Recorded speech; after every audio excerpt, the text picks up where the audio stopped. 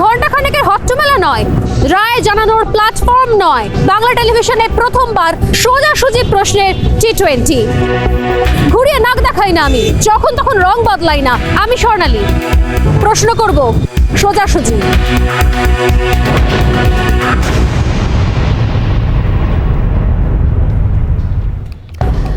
বাবু হয়ে বসে গদিতে ভুলে গেছো ভুঁয়ে পা দিতে। দেশের লোকের ছাড়ছে নারী, বাড়ছে দলের গাড়ি বাড়ি। মন্ত্রীমশাই করেন কি পরের ধনে পোদ্দারি? হাকিম সাহেব করেন কি খোদার উপর খোদারি? আহা আহা করেন কি? ঢের হয়েছে গোটা নেবার পাত্তারি। দিমাকে ভাবে ধরাকে সরা, ভোটেও ভাই ওটাকে সরা। গণতন্ত্রে এটাই মজা, আজ যে রাজা কাল সে প্রজা। সত্যি গণতন্ত্রে এটাই মজা, ভোটের খেলায় পাল্টে যায় পাশা। প্রত্যেক মুহূর্তের এক একটা দানে, ওই যে বললাম শুরুতেই, কখনো এর পাল্লা ভারী, কখনো ওর, কখনো এ দু কদম এগিয়ে যাচ্ছে, কখনো ও দু কদম এগিয়ে যাচ্ছে। কিন্তু আসলে এই পাশা খেলার মাঝখানে সাধারণ মানুষ তারা দিগ্ভ্রান্ত। তারা বুঝে পাচ্ছেন না কখন কে কোন ফুলে পা রাখবে, কখন কে বেকায়দায় পড়বে, কখন কে একটুখানি ভিত শক্ত করে ময়দানে ঘাঁটি গেড়ে বসবে। জনগণের বোঝা দায় সত্যি সত্যি কখন কি হচ্ছে। বিধানসভার ভোট মিটেছে, মাস 8 মধ্যে ফের এক খেলায় মুখোমুখি রাঙামাটির দেশ বীরভূম। এই খেলায় অংশ নিতে মনোনয়ন জমা দিয়েছে শাসক বিরোধী দুই শিবিরই। কিন্তু কি ছবি দেখেছি আমরা? গণতন্ত্রের আগেই, গণতন্ত্রের খেলায় খেলা শুরুর আগেই বিনা প্রতিদ্বন্দ্বিতায় জয়ের স্বাদ পেয়ে গিয়েছে তৃণমূল কংগ্রেস শাসক দল। সাঁইথিয়া পুরসভা বিরোধী শূন্য, লড়াইয়ের ময়দানে শাসক দলের কাণ্ডারি এবারও অনুব্রত মণ্ডল। কেন বিরোধী শূন্য? কারণ বিরোধীরা মনোনয়নপত্র জমাই দিতে পারলেন না। গতকাল রিপাবলিক বাংলা দিনভর এক্সক্লুসিভ লাইভ কভারেজে দেখিয়েছে কি ছবি। লাইভ কভারেজে দেখিয়েছে কিভাবে কোথাও মনোনয়ন জমা দিতে আসা প্রার্থীরা ঘরবন্দি ছিলেন, জানালা দিয়ে ফেসবুক লাইভ করেছেন।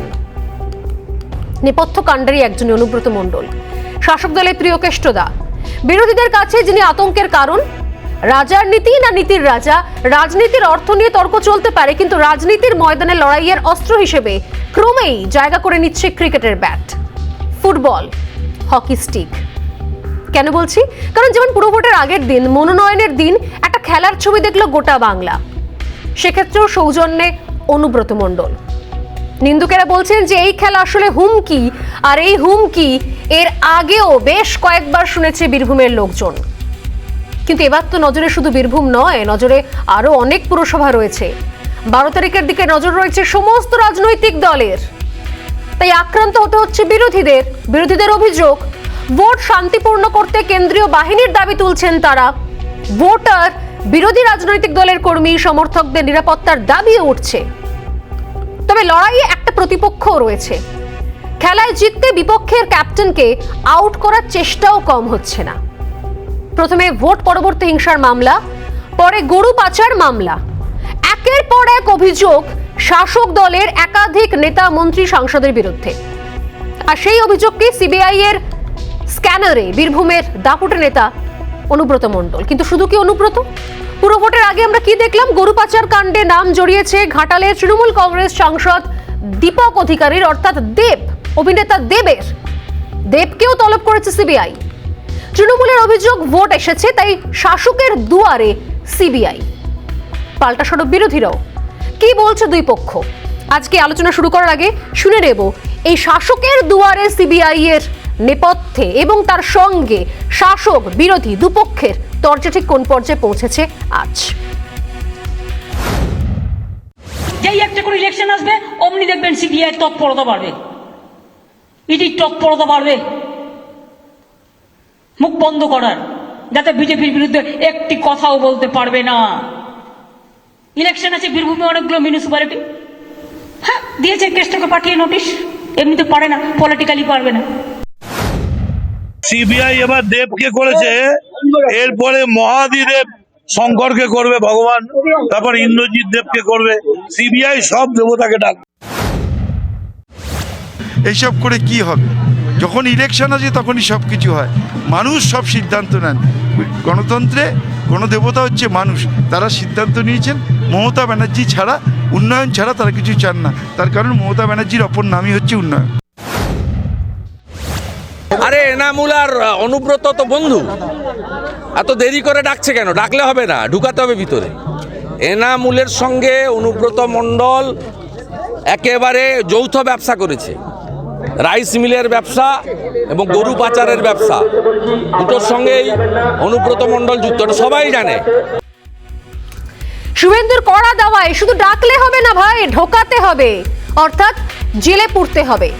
এনামুল সূত্র টেনে এনে শুভেন্দুর কড়া আক্রমণ। পাশাপাশি শাসক দলও বলছে ভোট আসছে তো, তাই আজকে দেব, কালকে মহাদেব, পরশু দেবাদিদেব। ভাই কি চলছে?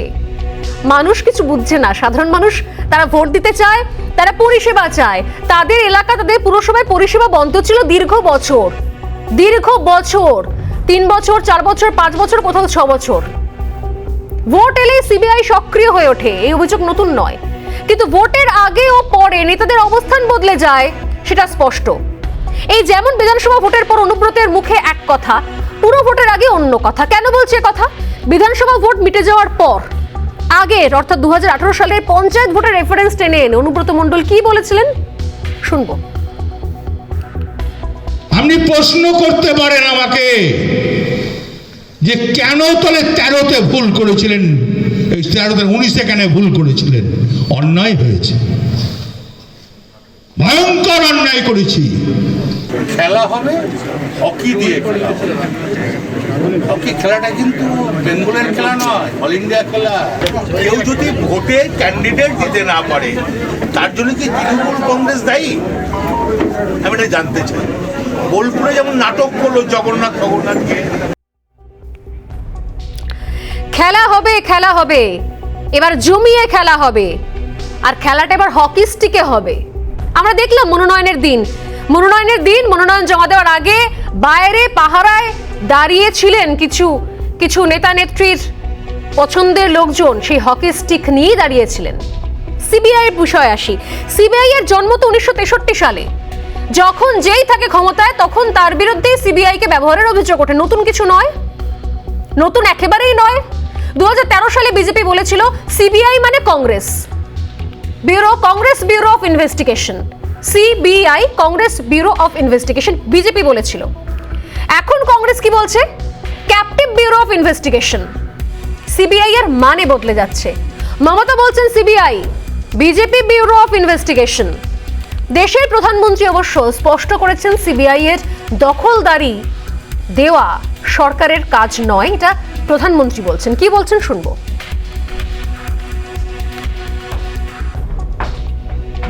वो तो सरकारी दफ्तर है, वो अपने अपने तरीके से काम करते हैं, वो स्वतंत्र तरीके से काम करते हैं।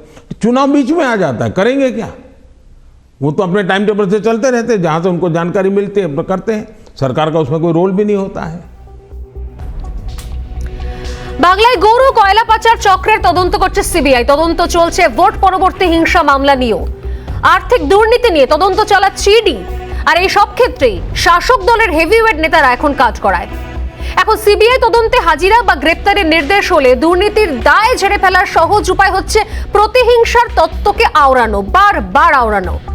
এজেন্সি নিয়ে রাজনৈতিক চাপানুতর চলবে, তবে এসবের মাঝেই ময়দান ছাড়তে পিছপা নন অনুব্রত।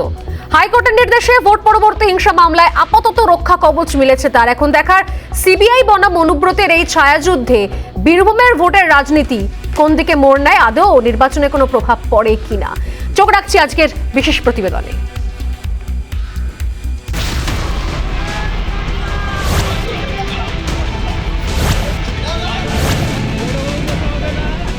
খেলা হবে হকি দিয়ে, খেলা হবে। হকি খেলাটা কিন্তু বেঙ্গলের খেলা নয়, অল ইন্ডিয়া খেলা। হকিকে মান্যতা দেয়। হকিতে ফার্স্ট প্রাইজ পেলে, জিতে এলে পাকিস্তানের এগেনস্টে নরেন্দ্র মোদী হাত মেলায়। পুরো ভোটের মনোনয়ন পর্বে অনুব্রতর খেলা দেখেছে বীরভূম। ভোটের আগে অনুব্রতের বিরুদ্ধেই এবার পাল্টা খেলা শুরু সিবিআই এর। দেবের পর এবার গরু পাচার কাণ্ডে অনুব্রত মণ্ডলকে তলব কেন্দ্রীয় গোয়েন্দা সংস্থার। 14 ফেব্রুয়ারি নিজাম প্যালেসে বীরভূমের তৃণমূল জেলা সভাপতিকে তলব সিবিআই এর। গরু পাচার কাণ্ডে তৃণমূলের সাংসদ অভিনেতাকে সিবিআই নোটিশ দেয়। 15ই ফেব্রুয়ারি নিজাম প্যালেসে তাকে হাজিরের নির্দেশ দেওয়া হয়েছে। পুরো ভোটের আগে বীরভূম তৃণমূল জেলা সভাপতিকে তলব করায় কেন্দ্রে বিজেপি সরকারকে কাঠগড়ায় তুলেছে শাসক শিবির। এইসব করে কি হবে? যখন ইলেকশন আছে তখনই সব কিছু হয়। মানুষ সব সিদ্ধান্ত নেন। গণতন্ত্রে গণদেবতা হচ্ছে মানুষ, তারা সিদ্ধান্ত নিয়েছেন।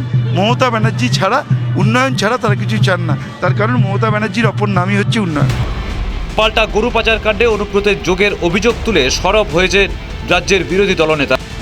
আরে এনামুল আর অনুব্রত তো বন্ধু, এত দেরি করে ডাকছে কেন? ডাকলে হবে না, ঢুকাতে হবে ভিতরে। এনামুলের সঙ্গে অনুব্রত মণ্ডল একেবারে যৌথ ব্যবসা করেছে, রাইস মিলের ব্যবসা এবং গরু পাচারের ব্যবসা, দুটোর সঙ্গেই অনুব্রত মণ্ডল যুক্ত, এটা সবাই জানে। সম্প্রতি ভোট পরবর্তী হিংসা মামলায় তলব করা হয় বীরভূমের তৃণমূল জেলা সভাপতিকে। সিবিআই নোটিশের পর তিনি কলকাতা হাইকোর্টের দ্বারস্থ হন। হাইকোর্টের নির্দেশে শর্ত সাপেক্ষে রক্ষা কবচ পান তিনি। শাসক দলের অভিযোগ, ভোটের আগে অনুব্রতকে বাগে আনতে এজেন্সিকে ব্যবহার করছে কেন্দ্রের বিজেপি সরকার। এর আগে সিবিআই তদন্তে সব রকম সাহায্যের আশ্বাস দিয়েছিলেন অনুব্রত। তার বিরুদ্ধে সিবিআই সক্রিয় হলেও নির্বাচনী প্রচারে স্বভাবসিদ্ধ ভঙ্গিতেই খেলা দেখিয়েছেন অনুব্রত। এখন দেখার, গরু পাচার কাণ্ডে সিবিআই হাজিরার নির্দেশের পর নতুন কি খেলা দেখান বীরভূমের এই দাপুটে নেতা। রিপাবলিক বাংলা। তিনটি প্রশ্ন নিয়ে শুরু করছি আজকের ডিবেট, আজকের আলোচনা। প্রথম প্রশ্নের দিকে নজর রাখা যাক। সিবিআই এর তদন্তে কি রাজনীতি? দ্বিতীয় প্রশ্ন, সিবিআই তলবে কি খেলা আটকাবে? আর তৃতীয় প্রশ্ন, বীরভূমে কি শান্তিতে পুরো ভোট আদৌ সম্ভব? আলোচনা নজর রাখবো। যদি এর বাইরেও প্রশ্ন রয়েছে যে আদৌ এই বীরভূমের মতো যে খেলার ছবি আমরা দেখছি, একদিকে হকি স্টিক নিয়ে খেলা হবে অনুব্রত মণ্ডলের দাওয়াই, পাশাপাশি একটার পর একটা সিবিআই এর তলব, সব মিলিয়ে শুধুমাত্র বীরভূম কেন, গোটা রাজ্যে যে 108টা পুরসভার ভোট রয়েছে, যার কোথাও প্রথম ট্রেলার আমরা দেখলাম, পিকচার তো বাকি আছে। ট্রেলারে দেখলাম গতকাল মনোনয়নের দিন কি অবস্থা রয়েছে। এখনো পর্যন্ত কেন্দ্রীয় বাহিনী না রাজ্য পুলিশ নিয়ে টালবাহানা মিটছে না। সব মিলিয়ে এগুলোর প্রভাব কি আদৌ ভোটে পড়ে? আদৌ কি লাগাম পড়ানো সম্ভব, নাকি ভোটের মতোই হবে ওই খেলা হওয়ার কায়দা? আমাদের সঙ্গে কারা রয়েছেন আলোচনায়? রয়েছেন দেবজিৎ সরকার, বিজেপি মুখপাত্র, রয়েছেন প্রদীপ্ত মুখার্জি, রাজনৈতিক বিশ্লেষক, রয়েছেন আইনজীবী রাজনীল মুখার্জি। প্রত্যেকে স্বাগত রিপাবলিক বাংলা এবং আমার সোজাসুজি স্বর্ণালীতে। আমি দেবজিৎকে দিয়ে শুরু করি। দেবজিৎ, গতকালের ছবি আমরা দেখেছি, শাসক দলের তরফ থেকে আমি কিছুক্ষণ আগে শোনাচ্ছিলাম একটাই বক্তব্য যে প্রার্থী নেই, দেওয়ার মতো জায়গায় নেই, লড়াইয়ের ময়দানে নেই, তাই অহেতুক এই ধরনের জিনিসগুলোকে চাপিয়ে দেওয়া, যে আটকে দেওয়া হচ্ছে, মনোনয়ন দেওয়া হচ্ছে না। নাই থাকতো তাহলে অহেতুক বলছেন কেন? দুটো পরস্পর বিরোধী কথা হয়ে যাচ্ছে না? যদি লড়াইয়ের ময়দানই যদি না থাকতো তাহলে এইসব করার কোনো মানে নেই। প্রথম কথা, সিবিআই যে কাজ করছেন এই বিষয়গুলোতে মেজরিটি পোর্শন সুমোটো নয়, এগুলো হচ্ছে সবই কলকাতা হাইকোর্ট বা মহামান্য সুপ্রিম কোর্টের নির্দেশে, তাদের সরাসরি পর্যবেক্ষণে এগুলো চলছে। সারদা থেকেই আমরা দেখছি এবং বাকিগুলোতেও চলছে। একাধিক ক্ষেত্রে যারা অভিযুক্ত তারা মহামান্য সুপ্রিম কোর্টের নির্দেশ, মহামান্য সুপ্রিম কোর্টের নির্দেশ কি শুধুমাত্র নির্বাচনের আগেই আসে? আমি বলিনি সেগুলো যেগুলো চলছে তাতে এই যারা এখানে আসছেন বিভিন্ন সময় যাদের নাম উঠে আসছে তারা মাঝে মাঝে হাইকোর্ট বা অন্যান্য কোর্টের দ্বারস্থ হচ্ছেন, শর্ত সাপেক্ষ সুবিধে পাচ্ছেন। আর এই যে আজকে বড় বড় কথা অনুব্রতবাবু বলছেন, অনুব্রতবাবুর সঙ্গে আমার কোনো ব্যক্তিগত দ্বৈরথ নেই, কিন্তু রাজনৈতিক ক্ষেত্রে অনুব্রত মণ্ডল যেসব কথাবার্তা বলে থাকেন, ওনার স্বভাব সিদ্ধবন্দিত, ভয়ঙ্কর ঘর খেলা হয়ে যাবে, ঘটনা ঘটিয়ে দেবো, এসপিকে ধমক দেন, কাউকে গাঁজার কেস দিতে বলেন, মোটামুটুন ভাষা তো খুব সুললিত ভাষা। মোটামুটুন ওই মেয়ে ছেলেটার নাম কি বিজেপি করে, এই তো ভাষা, কোট আনকোট। তো যাই হোক, তাকে গাঁজার কেস দিয়ে দে। তো এই কথাগুলো বলেন, তো এই ধরনের শব্দ সন্ত্রাসে উনি বিশ্বাসী। উনি কেন, ওনার দলের সবাই বিশ্বাসী, প্রায় কয়েকজন দাদার মতন কয়েকজনকে বাদ দিয়ে। কিন্তু এই খেলাটা চলতেই থাকে। খেলা হবে, আজকে বলছেন দুদিন আগে যে ওনাকে পিজিতে ঢুকে খেলা হবে আটকাতে হয়েছিল। সিবিআই ডাকলে ওনাদের পিজিতে যেতে হয়, পিজি ঘুরে ওনারা হাইকোর্ট ঘুরে তবে আবার খেলতে নামেন মাঠে। তো এইগুলো চলতেই থাকবে। আমার কথা হচ্ছে যে আমাদের প্রশ্ন করেন আপনারা স্টুডিওতে ডেকে এনে, বিজেপির মুখপাত্র তো সিবিআই এর মুখপাত্র নয় ভাই, আমরা তো সিবিআই এর আইনজীবী নই। সিবিআই এর দু একজন আইনজীবীকে ডাকুন, তারা এসে বলুক, এখানে ক্লারিফিকেশন দিক ইডি বা সিবিআই তারা কেন করেছে। বিজেপি তাহলে সিবিআই এর এই পদক্ষেপগুলোকে স্বাগত জানায় কেন? বিজেপি তো কোথাও বলে না রাজ্য তরফ থেকে যেগুলো করা আপনি উচিত একটা নয়। কথা বলুন তো, আপনার পাশের বাড়িতে ডাকাতি হয়েছে বা আপনার বাড়িতে ডাকাতি হয়েছে, আপনি পুলিশ, আমি বলি আপনারা দেখছেন যে আমার সিবিআই কে বয়সে, আমি যেটা বলতে চাই, আমার বাড়িতে অথবা আমার পাশের বাড়িতে ধরুন ডাকাতি হয়েছে, পুলিশ ভালো পদক্ষেপ নিতে আসছে, তাহলে আমি কি করব? পুলিশের দুর্নাম করব? আমি তো স্বাগত জানাবই। আমি দেখতে পাচ্ছি এইগুলো হয়েছে, এগুলোর ক্ষেত্রে এই স্টেটের পুলিশ কিছু করেনি, কোনো কিছু করেনি। আজকে সিবিআই যেগুলো দেখতে পাচ্ছে, সিআইডি পুলিশের কেস পড়লে, গাঁজা কেস পড়লে তখন স্বাগত নয়, তখন হচ্ছে আমি আবারও বলছি গাঁজার কেস বা বেআইনি অস্ত্রের কেস তো কম আসেনি, আসছেও, আসবেও। যতদিন আমরা বিরোধিতা করব ততদিন আসবে। সুতরাং এই নিয়ে ভেবে চিন্তে কথা বলে কি হবে? কথাটা হচ্ছে যে সিবিআই এর ক্ষেত্রে সিবিআই এর ক্ষেত্রে আমরা রাজ্যপালের মুখপাত্র নেই, আমরা সিবিআই এর মুখপাত্র নেই, তাহলে এই ভালো সমর্থনটা কিভাবে? এক মিনিট বলতে দাও, প্রশ্নের পর প্রশ্ন যদি করো তাহলে তো মুশকিল। প্রথম কথা হচ্ছে যে আমি সিবিআই এর লয়ার নই। সিবিআই কেন ওনাকে সন্দেশ পাঠাচ্ছে না, কেন সমন পাঠাচ্ছে, এটা নিয়ে আমি বলতে পারবো না। দ্বিতীয়ত, যে ধরনের কার্যকাল চলেছে ওনাদের সময়, যেসব কাজকর্ম ওনারা করেছেন, সেটা সিবিআই কেন আরও বড় ভালোভাবে অন্যভাবে বিচার হওয়া উচিত। 3 নম্বর, যে কথাগুলো বলছেন গরু পাচার ইত্যাদি ক্ষেত্র, সেগুলো হেনিয়াস ক্রাইম। কে গরু পাচার করেছে, কে করেনি, যদি উনি গরু পাচার না করে থাকেন, ধরুন আমার নামে কালকে যদি সিবিআই, কালকে যদি তোমার আমার নামে সিবিআই যদি, সিবিআই যদি তোমাকে আমাকে যদি কালকে নোটিশ পাঠায় গরু পাচারের, আমাদের কি পিজিতে যেতে হবে? তুমি পিজি হসপিটালে যাবে না আমি পিজি হসপিটালে যাবো? যাবো না, সরাসরি গিয়ে কথা বলবো, দেখি ভাই কি আছে, ওনাদের নিশ্চয়ই কোনো প্রবলেম আছে, তাই জন্য ওনারা যান। রাজনীল প্রথমত রাজনীলের কাছে আমার প্রশ্ন, যে সিবিআই তে নিরপেক্ষভাবে তদন্ত করে এটা কি রাজনীল মনে করেন? এবং প্রদীপ্ত বাবুর কাছে আমার প্রশ্ন, লোকনাথ বাবু আমাদের সঙ্গে যোগদান করেছেন। লোকনাথ চ্যাটার্জি আইনজীবী, আপনাকেও স্বাগত রিপাবলিক বাংলা। আমি আসছি লোকনাথ আপনার কাছে। এবং প্রদীপ্তর কাছে প্রশ্ন, যে সত্যি মনে হয় যে এর সঙ্গে বিজেপির কোনো সম্পর্ক নেই, এটা আইনের মতো করে চলছে? না, বিজেপির সঙ্গে যদি সিবিআই এর সম্পর্ক না থাকে, তাহলে সিআইডির সঙ্গে তৃণমূলের সম্পর্ক নেই, এই যুক্তিটা কি মানবে দাদা? মানবে না। আমার বক্তব্য হচ্ছে, যখন রাতের বেলায় সিবিআই এর প্রধান চেঞ্জ হচ্ছে, তখন 3 জন থাকার কথা, 2 জন ছিল। বিরোধী মানে এলওপি নিয়ে আমাদের পশ্চিমবঙ্গে এত কথা হয়, সেই এলওপি ওখানে ছিলেন না। আমার বক্তব্য হচ্ছে এখানে যে শব্দ সন্ত্রাস নিয়ে যখন আমরা কথা বলছি, আমিও জানি যে বিজেপির দলের অধিকাংশ মানুষই শব্দ সন্ত্রাস ব্যবহার করেন, দাদার মতন কয়েকজন ছাড়া। ঠিক সেই জায়গায় দাঁড়িয়ে যখন 6 ফুট গর্তের কথা বলা হচ্ছিল, তখন দাদা সন্ত্রাস কোত্থেকে আসছে এখানে উনি বলেছেন বলে, তাই আমি আর কিছু বলতে চাইছি না। হকি স্টিক নিয়ে বললেন তো দাদা, বলে কি বলে জানো, হকি স্টিক নিয়ে পাঁচন বাড়ি বা গুরু বাতাসা, দাদা শব্দ সন্ত্রাস বললো। আমরা মুকুল রায়, আমরা ওনার কথা, অনুব্রত মণ্ডলের কথা বলছি। আমি ব্যক্তিগতভাবে আগেও বলেছি, যদি ওর কথার যে উদ্দেশ্য আপনারা এখানে ব্যক্ত করছেন, সেই উদ্দেশ্য হয়, আমি নক্কারজনকভাবে এই কথাটাকে আমি একদমই স্বীকার করি না, এটা নক্কারজনক কথা। কিন্তু প্রসঙ্গ অন্যখানে, বিজেপির মুখ থেকে এই শব্দ সন্ত্রাস শুনবো না। আর সিবিআই নিয়ে বিজেপির বক্তব্য যদি হয়, আমার বক্তব্য ঠিক এখানে, যে কেন 7 বছরের বেশি সময় ধরে সিবিআই মানুষের জন্য যে রায়ের দরকারটা রয়েছে, সেই রায়টা দিতে পারছে না কেনই বা? সত্যি তো শুভেন্দুদা ঠিক বলেছেন, শুভেন্দু অধিকারী, মেজদা, এলওপি একদম ঠিক বলেছেন, যে কেন এখনো হাজতে ঢোকানো হচ্ছে না। আমরা কতদিন ধরে এই যাত্রাটা দেখবো, যে আমি অনুব্রত মণ্ডলকে দোষী বলবো কি বলবো না? 2002 সালের কন্টেক্সটে যখন আমরা সাজিকে দেখেছিলাম জেল খাটতে, তারপরে বার্গেনিং এর খেলা চলে, আপনি কি বলছেন মানে বার্গেনিং এর খেলা চলে? ওদিক থেকেও চাপ আসে, এদিক থেকেও নরম হয়, কোনো অন্যরকমের খেলা। অ্যাকচুয়াল ব্যাপারটা কি, আমাদের বিচার ব্যবস্থাটা, লোকনাথ বাবু এখানে আছেন, বিচার ব্যবস্থার এই দৈন্যদশা কেন? আমরা রিক্রুটমেন্ট নিয়ে এত বিতর্ক করছি, কেন বিচারকদের রিক্রুটমেন্ট নিয়ে এত বিরক্ত করার জায়গায় তৈরি হচ্ছে, কেন জাজমেন্ট তাড়াতাড়ি আসছে না, কেন মানুষকে বারবার এই কথা বলতে হচ্ছে, ও তৃণমূল খারাপ, ও বিজেপি খারাপ, বা এই জাতীয় কথা? আমাকে পরিষ্কার রাজনীতির কথা যখন আমার প্রধানমন্ত্রী মন কি বাতে শোনান, তখন আমি কেন সেই রকম একটা বিচার ব্যবস্থা পাবো না, যেটা স্বচ্ছ ভারত গড়ার যে বক্তব্য আখেরে দেওয়ার চেষ্টা করছেন গান্ধীজির দুটো চোখ ধরে? রাজনীতির কাছে আসছে যে কোথাও একটা তাহলে সেটেলমেন্ট হয়ে যায় নাকি, মানে সিবিআইও ডাকে, এরাও ভয় পায়, কিন্তু আলটিমেটলি কিছুই হয় না, কেউ অ্যারেস্ট হন না, কেউ কিছু হন না, মাঝখান থেকে শুধুমাত্র এসএসকেএম হয়ে, পবিত্র ভূমি এসএসকেএম, সেখান থেকে ছুঁয়ে সবাই সুস্থ হয়ে চলে আসে। দেখুন, কান টানলে মাথা আসে। আজ থেকে প্রায় 4 মাস আগে আমি একটি মামলা করেছিলাম, যেটা এখনো হাইকোর্টে পেন্ডিং। তো সেই মামলাটাই ছিল হচ্ছে সাঁওতালডিহি থার্মাল পাওয়ার স্টেশন, আমি কোট আনকোট বলছি এই মিডিয়াতে, সাঁওতালডিহি থার্মাল পাওয়ার স্টেশন নিয়ে। সেইখানে যারা কর্তব্যরত অফিসাররা, তাদের ডিপার্টমেন্ট হচ্ছে এখানে ঢিলচোরা দূরত্ব, WBPDCL, তাদেরকে আপনি ডেকে আনুন, তাদের নামে অভিযোগ আছে তারা আমার মক্কেলের কিছু এমন মেটেরিয়াল তারা ডিসমেন্টাল করে চুরি করে ফেলেছেন এবং সেটা পাচারও করে দিয়েছেন, তার সাথে গরুও ছিল। 2500 গরু, আমি কোট আনকোট বলছি, 2500 গরু তারা কিন্তু সেগুলোকে পাচার করেছে।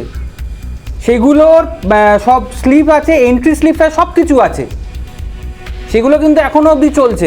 আমি এখনও বলছি WPDCL এর যারা যারা মাথা আছে তাদেরকে ডেকে আনুন, তাদেরকে ধরুন, সিবিআই যদি চায় তাদেরকে তলব করুন, সব কটা কিন্তু মাথা কিন্তু অর্থাৎ এই গরু পাচার তো দীর্ঘদিনের চক্র একটাই যে বলা হচ্ছে এনামুল দিয়ে, এবং এই বিষয়টা হয়তো জানেন যে ইলামবাজারের সুখবাজার, যেখানে গরু পাচারের হাট রীতিমতো বসে, সেখান থেকে কি পথে মুর্শিদাবাদ হয়ে কোথায় চলে যায় গরু। আর অনুব্রত মণ্ডলের ব্যাপারে দেখুন, আমাকে যদি স্টেটমেন্ট করতে হয় আমার খুব খারাপ লাগবে। কেন খারাপ লাগবে এই কথা বলতে? কারণ উনি যে স্টেটমেন্টগুলো করে তার রিয়াকশন দেওয়াটা আমার মনে হয় না ঠিক। কারণ উনি যে কথাগুলো করলেন খুবই ডেরোগেটরি কথাবার্তা। একটা মানুষ ভোট দিতে যাচ্ছেন, উনি বলছেন উন্নয়ন দাঁড়িয়ে থাকবে রাস্তায়, উনি বলছেন হকি স্টিক দিয়ে খেলা হবে, আর কত কিছুতে উনি খেলবেন, মানুষের প্রাণ নিয়েও তো খেলছেন। এইগুলো যদি হয় খুব খারাপ।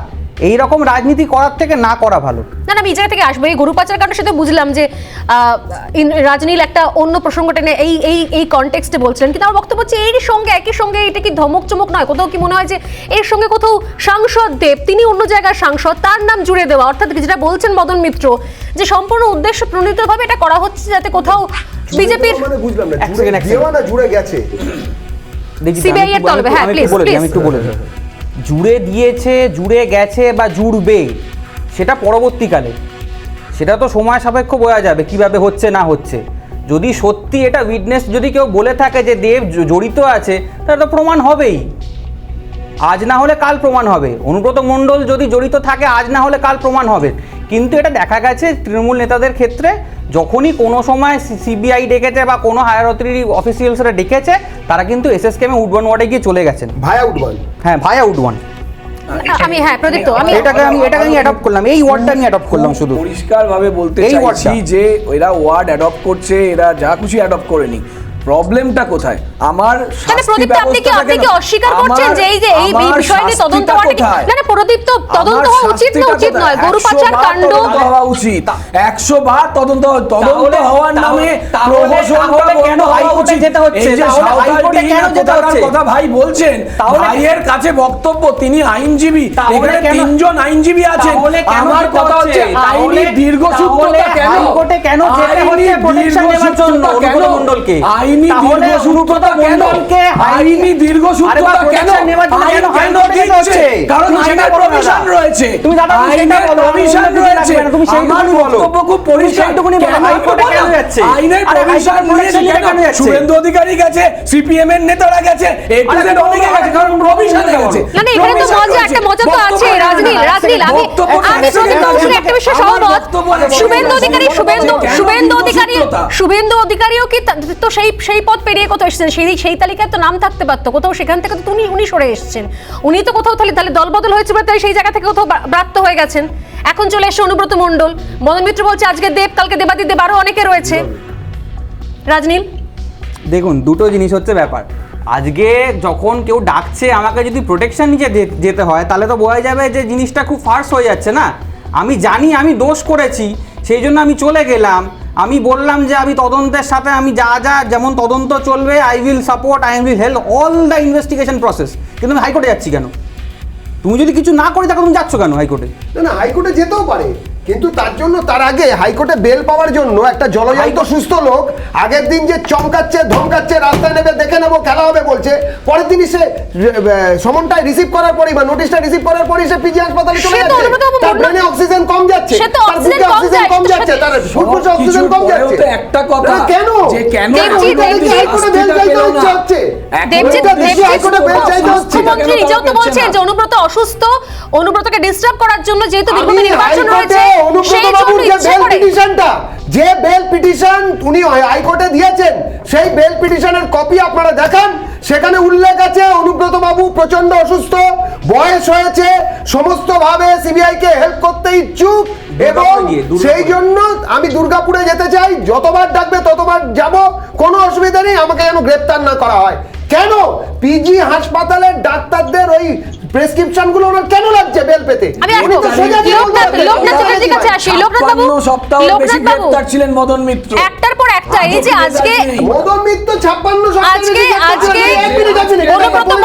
অনুব্রত মণ্ডল আজ শেষ করে নিন। তৃণমূল কংগ্রেসের মুখপাত্র কুণাল ঘোষ কতদিন গ্রেফতার ছিলেন? তাকে কথা বলতে কারা দিত না? কুণাল ঘোষেরও কোনো রেজাল্ট নেই। রাজ্যের পুলিশ, তাকে কথা বলতে কুণাল ঘোষকে কারা দিত না? কারা সেটা তো বাজাতো পুলিশের ভয় কি হয়েছে? কারা লোকেদের সঙ্গে কথা বলতে দিত না? কারা দিত না? সামনের কথা কেন কুণাল ঘোষকে লিখতে হয়েছিল বন্দির ডায়েরি? কেন কুণাল ঘোষকে বন্দির ডায়েরি লিখতে হয়নি? সেটা আগে সেটা নিয়ে আলোচনা করুন। আসুন আইনের কথাটা বলুন। না, আইনের কথা তো আমি কি বলবো? আইনের কথা জজ সাহেবরা বলবেন, আমি বলবো শাস্তি হলো না। না, আইনের কথা শুনছি।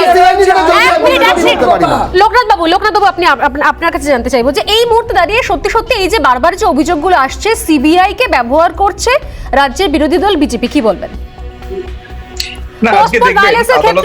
পোস্টপোল ভায়োলেন্সের ক্ষেত্রে ব্যবহার করেছেন, এখনো নির্বাচনের আগে ইচ্ছে করে গরু পাচার কাণ্ডের কেস দেওয়া হচ্ছে, আগে অনুব্রত মণ্ডল এখন দেবকে।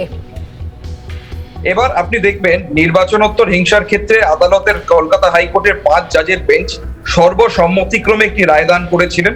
সেখানে তারা বলেছিলেন যে সিবিআই কে তারা তদন্তভার দিচ্ছেন খুন এবং ধর্ষণের মামলাগুলোর। এর আগে আমরা দেখলাম নারদার ক্ষেত্রে সিবিআই কে তদন্ত করতে দেওয়া হয়েছে। তো সিবিআই এর প্রতি আস্থা এবং ভরসা তো হাইকোর্টে, সিবিআই এর প্রতি আস্থা এবং ভরসা বারবার হাইকোর্ট বলছেন যে আমাদের তত্ত্বাবধানে আপনারা ইনভেস্টিগেশন গুলো করুন, এবং হাইকোর্টের তত্ত্বাবধানে নির্বাচনোত্তর হিংসার তারা করছেন, তদন্ত করছেন। তো সেক্ষেত্রে আজকে দেখবেন যে এই যে গরু পাচারের বিষয় বা কয়লার বিষয়, এগুলো বহু পুরনো। আর সিবিআই যখন কাউকে কোনো নোটিশ পাঠান, আজকে দেখবেন তাকে 160 ধারা সিআরপিসি যখন নোটিশ পাঠানো হলো একটা উইটনেস হিসেবে অ্যাপিয়ার করার জন্য, সে ব্যক্তি একটা সাক্ষী দিতে গিয়ে বারবার ভয় পাচ্ছেন। যেই ব্যক্তি একবার আমরা শুনেছিলাম মিডিয়ার সামনে তিনি বলছিলেন যে এই ব্যক্তিকে একটু গাজার কেস দিয়ে দাও। তো এরকম একজন ব্যক্তিকে আমরা চোখের সামনে দেখতে পাচ্ছি, তিনি মানে একটা সাক্ষী হিসেবে যেতে ভয় পাচ্ছেন। তো আমরা দেখি যে বীরভূমে একের পর এক যা ঘটনার, সিবিআই যখন কারোর বিরুদ্ধে প্রসিড করে তারা সত্যিকারের অনেক কিছু এভিডেন্স কালেক্ট করে প্রসিড করে। সিবিআই আমরা দেখি যে শর্ট করে কাউকে অ্যারেস্ট করেন না, এমনকি নির্বাচনোত্তর হিংসার মামলাগুলোতেও তারা অ্যারেস্ট ওয়ারেন্ট বার করে বহু ক্ষেত্রে অ্যারেস্ট করেছেন বহু ব্যক্তিকে। তো সিবিআই যেভাবে তদন্ত করেন, যেভাবে এগিয়ে যান, সেটাকে নিয়ে প্রশ্ন করার তো অনেক সময় আদালতও পারেন না প্রশ্ন করতে, কারণ তারা এতটা বেঁধে এখন। তো সেক্ষেত্রে সিবিআই যখন কাউকে সামান করেছেন তো নিশ্চয়ই যথেষ্ট বেঁধে, আমরা এত পুরনো মামলায় যখন করছেন যথেষ্ট বেঁধে বুঝে তারা সামান করেছেন। আর তার যদি কিছু লোকানোর না থাকে সিবিআই এর কাছে গিয়ে তারা বলুক তার যে বক্তব্য একটা সাক্ষী হিসেবে কি বলার। তো সেখানে তো লুকোচুরির কিছু থাকতে পারে না। আজকে দেখছি তো অনেকক্ষণ ধরে হাত তুলেছেন প্রদীপ মুখার্জি মণ্ডল ভয় পেয়েছেন, আপনাদের কথা মেনে নিলাম। আমার বক্তব্য সেই হাইকোর্টই তাহলে তাকে কেন একটা অন্তর্বর্তীকালীন যে রিলিফ যেটাকে আমরা বলি সেই রিলিফটা দিল। আপনারা 3 জন আইনজীবী আছেন, আমার সাধারণ প্রশ্ন বারবার করছি, কেন আইনি ব্যবস্থার মধ্যে দিয়ে শাস্তিটা তারা পাচ্ছেন না? কারণ এই প্রভিশন তো আইনে আছে, যদি অসহযোগিতা করেন তাহলে তাকে গ্রেপ্তার করা হবে, তার বিরুদ্ধে শাস্তিযোগ্য অপরাধ হবে। আইনে তো এই কথাও আমরা শুনেছি যে সে যদি সহযোগিতা করতে চায় তাহলে সেক্ষেত্রে তাকে কেন অন্তর্বর্তীকালীন যে সাহায্যটা করছে হাইকোর্ট, আমার এই মুহূর্তে তাহলে কি অনুব্রত চমকে যাচ্ছেন? উনি কি চমকিত হয়ে গেল? চমকে গেলেন? উনি কি চমকিত? হ্যাঁ ভয় পেয়েছেন, মানলাম ভয় পেয়েছেন। উনি কি চমকিত? আমি এখানে আমি ওনার মুখপাত্র নই, তৃণমূল কি চমকে গেছে?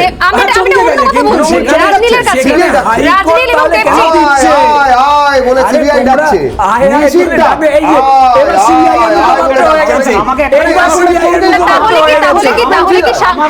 সমস্যাটা কি? কোনো নেতাদেরকে ডাকা হয়, সিবিআই যদি ডাকে, প্রত্যেক তৃণমূল নেতা একটা ছোট্ট বিরতি নিচ্ছে। বিরতির পরে এই জায়গা থেকে আলোচনা শুরু করব, সঙ্গে থাকুন প্লিজ।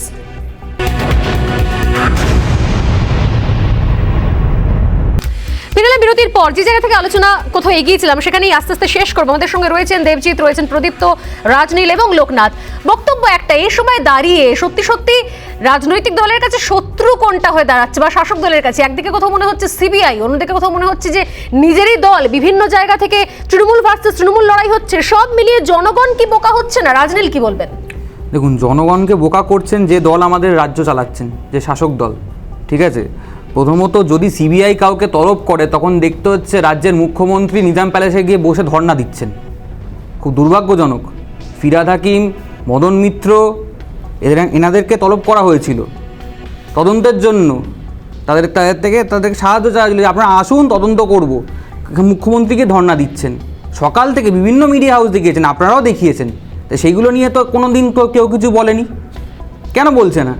তা আজকে যখন এটা তো খুব স্পষ্ট যে যে কোনো রকমের অন্যায্য পদক্ষেপ তার বিরুদ্ধে সরব হয়েছেন মুখ্যমন্ত্রী বারবার। তো এটা কি হচ্ছে? তার মানে যে সিবিআই তার মানে কিছু ভুল করছে?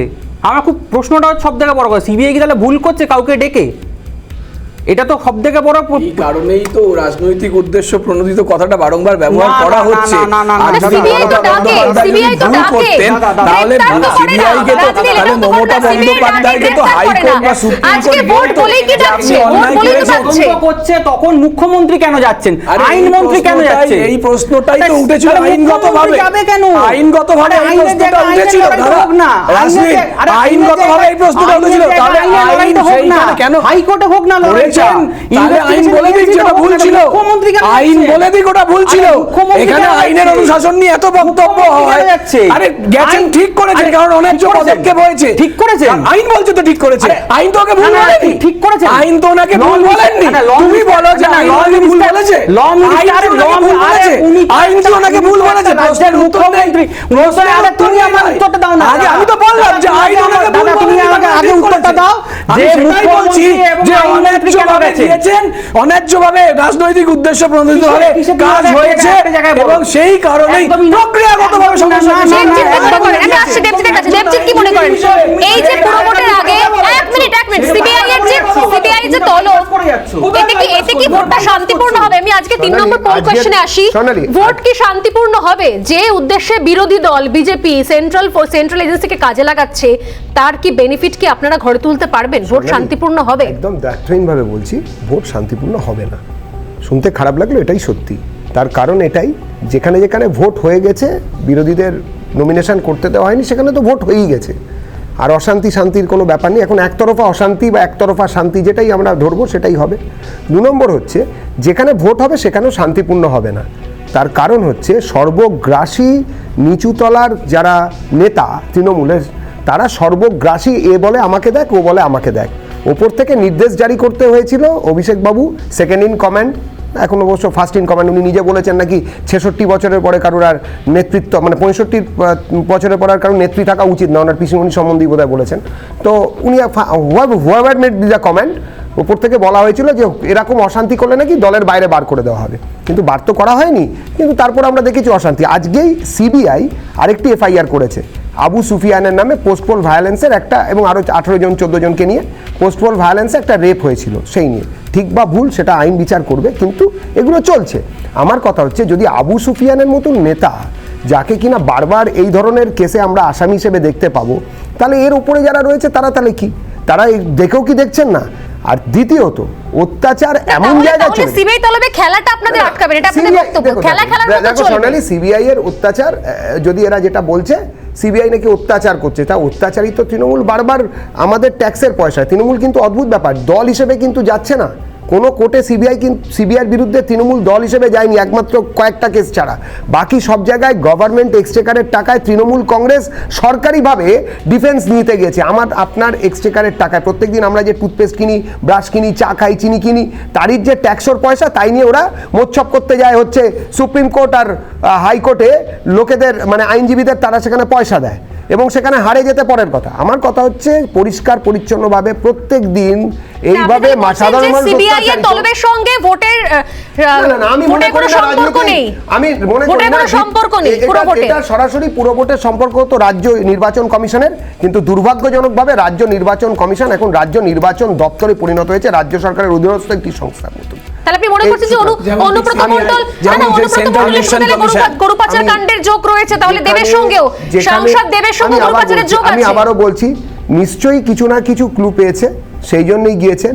এখন দেববাবু লাটাই কার হাতে, ঘুড়ি কোথায় উঠছে, এইসব নিয়ে চ্যালেঞ্জ রিবিনা সালা এইসব তিনি বলতে পারেন, কিন্তু সেগুলো ওই ধরনের কথাবার্তা। দেবের মতন ছেলে সেও গরু পাচারকারী, এটা ভাবতেও আমার কষ্ট হচ্ছে। যেমন কিন্তু আমাদের মানুষ ভাবতে কষ্ট হয়েছে আমি আবার বলি আমি খারাপ বলছি না, আমি খারাপ বলছি না ভাই, আমি খারাপ বলছি না, কিন্তু দেবকে আমি দেবকে এখনো দেখিনি, আমি দেবকে এখনো দেখিনি রাস্তায় বেরিয়ে বলতে আমি চন্দননগরের মাল। দেব অন্তত বলেনি, দেব অন্তত আমিও শুনতে পাইনি এরকম প্রধানমন্ত্রী বা অমিত শাহের মতন স্বরাষ্ট্রমন্ত্রীকে যে 6 ফুট গর্ত বা সাদা থান বলো না কেন, বা গুলি তুমি যাই বলো না কেন দাদা, তুমি আমাকে বলো যে দেবের মতন ছেলের নামে এই ধরনের গরু পাচারের কেস আছে নাকি, তুমি কি বলতে পারছো? প্রধানমন্ত্রীর নামে একসময় কি হয়েছিল? আরে আমার খারাপ লাগছে, এটা আমি বলতে পারবো না কি হয়েছে, আমাদেরও খারাপ লেগেছে। তাহলে কি শুধুমাত্র হ্যারাসমেন্টের খেলা নয়? আমি আসবো, রাজনীতি হাত তুলছে, হাসিন নওজওয়ানের নামে এইরকম আমাদের অ্যালিগেশন আসছে, 56 ইঞ্চি ছাতি খারাপ লাগছে না? খানে दूंगा मोदी है तो मुमकिन है। আমারও তো খারাপ লেগেছে, এখন দেবের জন্য খারাপ লাগছে না, এখনো খারাপ লাগছে, দেবের জন্য খারাপ লাগছে না, বলেছে খারাপ লাগছে, দেবের দিকের লোক দেবের দিকে খারাপ লাগছে না, কিন্তু আমি দেবজি হিসেবে দেবের বিরুদ্ধে এই জিনিস এসেছে আমার খারাপ লাগছে। আমি আসি লোকনাথের কাছে একবার আসবো, যদিও রাজনুল্লাহ হাত তুলছেন। লোকনাথ বাবু, কি মনে হয় যে এই যে বারবার গরু পাচার কাণ্ডকে সামনে রেখে অনুব্রত মণ্ডল এর আগে বারবার বলেছেন, আপনারা শুভেন্দু অধিকারী আপনাদের নেতা, তিনি বলছেন যে অনুব্রতকে শুধু তলব করলে কেন হবে, ঢোকাবে কবে? দেব, অভিনেতা দেব, তাকে পর্যন্ত, তার নাম পর্যন্ত জড়িয়ে দেওয়া হলো, আপনি বলছেন এগুলোর পেছনে কোনো না কোনো কারণ রয়েছে। জড়িয়ে দেওয়া হলো না, এই কথাটা খুব বাজে লাগছে আমার। আমি এইটা এর সঙ্গে নির্বাচনকে যোগ করা, সিবিআই কে ইউজ করে আপনারা একটার পর একটা শাসক দলের সাংসদ মন্ত্রী তাদের হ্যারাস করছেন। না, শাসক দল সিবিআই যে একটা কমন এই পারমিশন ছিল সেকশন 6 এর দিল্লি স্পেশাল পুলিশ এস্টাবলিশমেন্ট অ্যাক্টে, সেটা ওনারা উইথড্র করে নিলেন। আজকে এই এক প্রত্যেক কোটি কেস, বহু অনেক দিনকার অনেক কোটি বিষয়, এটা বাংলার প্রত্যেকটা মানুষ জানেন। বাংলায় যে চিটফান্ড কেলেঙ্কারি হয়নি, বাংলায় নারদায় অন টেপ লোকে টাকা নেননি, বাংলায় গরু পাচার হচ্ছে না, প্রথম থেকে করছে, কেন রেজাল্ট নেই? তো না, এরকম পরিস্থিতিতে যখন একজন রাজনৈতিক ব্যক্তিত্বরা, যারা রাজনৈতিক মদতপুষ্ট ব্যক্তি, তাদেরকে তলব করলে এত প্রশ্ন কিসে? তো লেট দেম ফেস দ্য নিচুতলা নেতাকেও গ্রেফতার করতে পারলেন না আপনারা। ওনারা ইনভেস্টিগেশন, সিবিআই শুধু নেতা মন্ত্রীদের ধরার চেষ্টা করছে, তার শুধু কি তারা দেবকে তলব করার মধ্যে কোনো অস্বচ্ছতা, কোনো রকম খেলা নেই দেবকে তলব করার মধ্যে। না না না, এর থেকে আপনি দেখবেন অনুব্রত মণ্ডল অন ক্যামেরা বলেছিলেন যে এদেরকে গাঁজার কেস দিয়ে ভেতরে ঢোকা, এরকম কালচার, ওটার সঙ্গে তো সিবিআই এর সম্পর্ক নেই। সিবিআই এর সম্পর্ক যেটা, সেটার উত্তর হচ্ছে না, আপনাকে সিবিআই ব্যবহার হচ্ছে 7 বছরের বেশি সারদা মামলায় এত মানুষ মারা গেলেন, আজকে রায় পেলাম না যে কে দোষী। না, আজকে আমার প্রশ্নটা বোঝার চেষ্টা করুন। একের পর এক কেলেঙ্কারি হয়ে গেল, সেটা না, একের পর এক কেলেঙ্কারি অভিযোগ তো অনেক আসছে, সেগুলো তো অভিযোগ, প্রমাণ করে শাস্তি দিন, তাহলে তো আজ অব্দি বলবো যে প্রধানমন্ত্রী, স্বরাষ্ট্রমন্ত্রী তারাও অত্যন্ত দোষী। পুলিশ যখন তদন্ত করে, সেটা প্রথমে মানুষকে অ্যারেস্ট করে দিল, ভয় দেখালো। শেষ করব লোকনাথ প্লিজ। না, আজকে রাজ্য সরকারের পুলিশ বনাম সিবিআই যদি দেখি, রাজ্য সরকারের পুলিশ বারবার তিরস্কৃত। আজকে নির্বাচনোত্তর হিংসার মামলায় আমরা দেখেছি একটা রিপোর্ট কোর্টের সামনে আসলো, সেখানে বলল যে পশ্চিমবঙ্গে আইনের শাসন নেই, শাসকের আইন রয়েছে। আর তখন আপনি সিবিআই তদন্তের যে স্টাইলটা দেখবেন, সিবিআই যখন তদন্ত করে তারা নোটিশ পাঠান, তাদের স্বচ্ছতা। এনারা প্রথমে এনাদের মতো নিজ থেকে মানুষকে অ্যারেস্ট বা এরকম ভাবে হেনস্থা করেন না। আজকে কিন্তু একটা উইটনেসের সাক্ষীর জন্য নোটিশ পেলে এনারা এত বারবার ভয় পেয়ে আদালতে আসছেন। তো নিশ্চয়ই ডাল মে কুছ কালা হে, কি লোকানোর আছে? সাক্ষী হিসেবে যদি ডাকে, তার স্বচ্ছ যদি হয়, সে ব্যক্তি ফেস করুক investigation. Thank you so much. সাক্ষী হিসেবে ডাকলে সমস্যা কোথায়? অভিনেতা দেবের বিষয়তে সরাসরি মন্তব্য আইনজীবী লোকনাথ চ্যাটার্জি। আমি আসবো একদম শেষ করবো রাজনীলের কাছে। রাজনীল, যে বিষয়টা বারবার ঘুরে ফিরে আসছে যে শুধুমাত্র দুজন কোথাও একটু উড়িষ্যা হয়ে ঘুরে এসেছেন, কিন্তু এর বাইরে বাকি এতজনকে বারবার ডাকা হয়েছে, তলব করা হয়েছে। এখন অনুব্রত মণ্ডলের সঙ্গে দেবকেও তলব করা হলো গরু পাচার কাণ্ডে। শেষ পর্যন্ত প্রদীপ্তবাবু কোথাও বলছেন, আমার একটা প্রশ্ন, সহজ সরল প্রশ্ন, যে প্রশ্ন কোথাও এখানেও আসছে, সারা বছর তো নিশ্চয়ই সিবিআই এনআইএ এগুলো ঘুমিয়ে থাকে না, তারা সারা বছর অ্যাক্টিভিটি কি? ভোট আসলে এই বিষয়গুলো আসে, এই অভিযোগগুলো কি নেহাতি ভ্রান্ত? যদি সত্যি সত্যি তদন্ত হয়, তাহলে এখনো পর্যন্ত শুভেন্দু অধিকারীর কথা শুনেই বলি, এখনো পর্যন্ত কোনো পদক্ষেপ নেওয়া হলো না কেন? সোনালী, শুভেন্দু অধিকারীর কনটেক্সটেই দেখুন, নারদার যে ভিডিওটা, নারদার ভিডিওটা কেন উঠে গেল ওয়েবসাইট থেকে, সেই প্রশ্নটাই তো করা উচিত ছিল। 30 সেকেন্ড রাজনীল, আইনজীবী হিসেবে কি বক্তব্য? দেখুন, যাদেরকে ডাকা হয়েছে তাদেরকে তো উচিত ইমিডিয়েট ওয়েতে সিবিআইয়ের সাথে মানে বসে তদন্তের যাতে স্বার্থ মানে মানে যে অ্যাঙ্গেলে যাচ্ছে তদন্তটা যে কারণে করা হচ্ছে সেটাকে নিয়ে করা, এত হাইকোর্টে যাওয়ার তো কোনো মানে হয় না প্রথমত। সেকেন্ড হচ্ছে আইনের মতো চলবে। এবার যদি এটার সাথে আমরা গুলিয়ে ফেলি যে ভোট আসছে, সিবিআই চলে এলো, ইডি চলে এলো, এটা সবসময় হয়েছে, এটা কি তাহলে রাজ্য সরকার যাদের কাছে সিআইডি আছে, দাদা আমাকে একটু বলে দাও, আমাকে একটু বলে দাও, তাহলে সিআইডি কি করছে? সিআইডিও তো ইউজ করে, তার তো তুমি বলতে পারো না না না না না তোমার সঙ্গে একদিন আলাদা না না না না না তুমি আগে বলো না না তুমি আগে বলো কেন উঠে গেল ওয়েবসাইট থেকে, সেটা নিয়ে বিজেপির নেতাদের বক্তব্য নেই, সেটা নিয়ে আসলে একটা সত্যি সহজ কথা কি, থ্যাংক ইউ সো মাচ, সবাইকে ডিবেটের সময় শেষ। সহজ কথা হচ্ছে সত্যি মানুষ যারা ভোট দেন, আবারও 12 তারিখে দেবেন, সকালবেলা স্নান করে একদম পুজো দেওয়ার মতো, অঞ্জলি দেওয়ার মতো তারা যাবেন ভোট দিতে, গণতন্ত্রের অধিকার প্রয়োগ করতে। এখানে প্রশ্ন তুলছেন দেবজিৎ, তারা প্রতি মুহূর্তে বোকা হচ্ছে। আসলে কোথায় কি সেটিং তারা জানেন না, কিন্তু বোকাটা তারা হচ্ছেন। ভোট তারা দিতে পারছেন না। নির্বাচনী দপ্তরের দায়িত্ব থেকে ভোট দিতে পারবেন তো, হবে না। সবাইকে ধন্যবাদ। এই ডিবেট শেষ করছি এখানে। আপনারা সঙ্গে থাকুন, একটা বিরতির পর ফিরে আসছি একটি গুরুত্বপূর্ণ খবর নিয়ে, সঙ্গে থাকুন।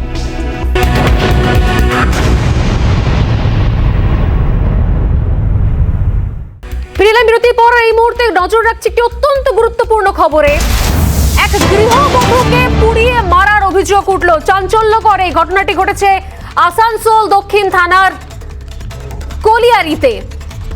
মৃতার পরিবারের অভিযোগ যে পণের টাকা দিতে না পারায় পুড়িয়ে মারা হয়েছে ওই মহিলাকে। এই ঘটনায় ইতিমধ্যে আটক করা হয়েছে শ্বশুর, শাশুড়ি এবং স্বামীকে। ভয়ঙ্কর ঘটনা ঘটেছে আসানসোলে এক কলিয়ারিতে। পণের টাকা দিতে না পারার কারণে গৃহবধূকে পুড়িয়ে মারার ঘটনা ঘটলো, সেই অভিযোগ সামনে আসছে।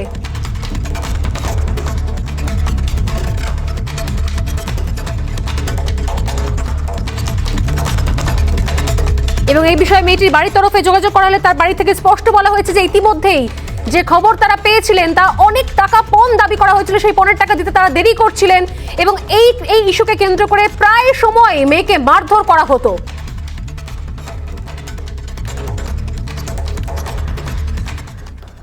অবশ্যই খবরে নজর রাখবো আমরা, এই ভয়ঙ্কর খবরে। তবে তার পাশাপাশি আরো যে খবরে নজর রাখতেই হচ্ছে তাহলে বিরোধীদের অবস্থান বিক্ষোভকে কেন্দ্র করে উত্তপ্ত হয়ে উঠল আজকে নির্বাচন কমিশন চত্বর। কিছুক্ষণ আগে আমরা যে বিষয়ে কথা বলছিলাম, রাজ্য নির্বাচন কমিশনের ভূমিকাটা কি, যদি অশান্তি হয় তাহলে ভূমিকা কি? বিজেপি নেতা কর্মীদের অবস্থানে বাধা দিতে গিয়ে আহত হলেন পুলিশ কর্মীরাও, গ্রেপ্তার করা হয়েছে বিক্ষোভকারীদের। কি ছবি ছিল দিনভর, আজ নজর রাখবো।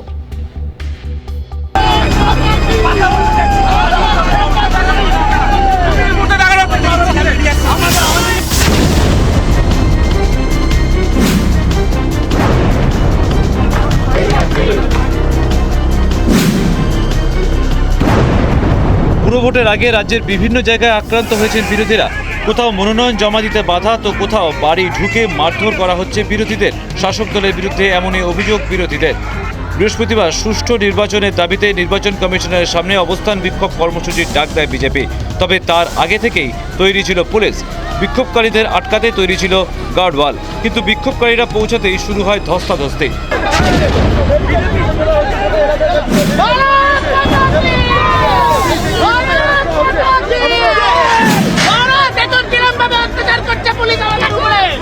জোর করে কল্যাণ চৌবেকে চ্যাংদোলা করে নিয়ে যাওয়া হচ্ছে।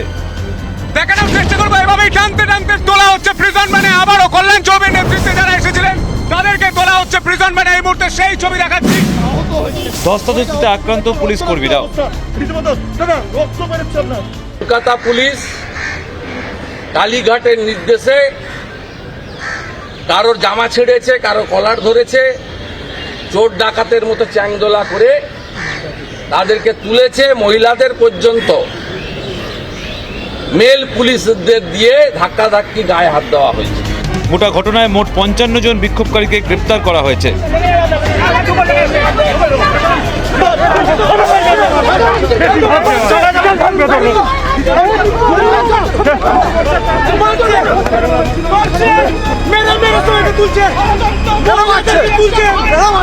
বিট্টু রায়চৌধুরী ও সন্তু পানের রিপোর্ট, রিপাবলিক বাংলা।